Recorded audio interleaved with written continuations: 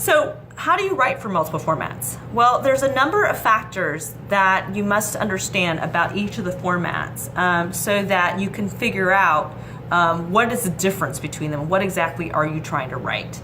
Oftentimes when I look at manuscripts from other people, I'll end up in a situation where I'm looking at a character who feels too old for the format or feels too young, or I'm looking at content that feels too old or too young, or the structure of the work feels too old or too young. And it's this constant like, okay, wait a second, which way are we gonna go?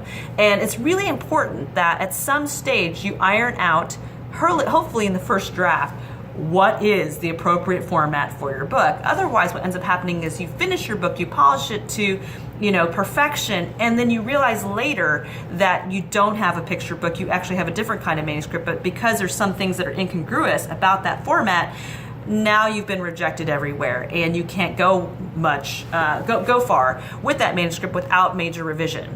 So I would like to usually catch these problems earlier on, especially when I look at a manuscript with a client. Even when you could even begin with conceptualizing the idea, there's a lot of things that you can do that when you have an idea to ensure that what you're writing is appropriate for the format that you're aiming for.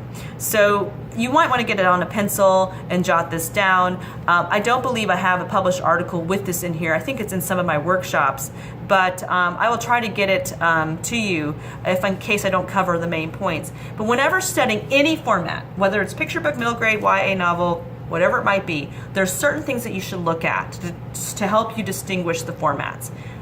One is age of the main character. Another one is the appropriateness of content for the format. Another one is complexity of the plotting. Another one is the style in which it is written. And the other one is the themes that are being addressed. There may be more, and if I come across them as I discuss it, I'll add on to this. But I think that mainly covers it. So I'm going to go through and break down each one so you can kind of understand what the differences are and what to look for when you go to study the formats to understand how to write for them.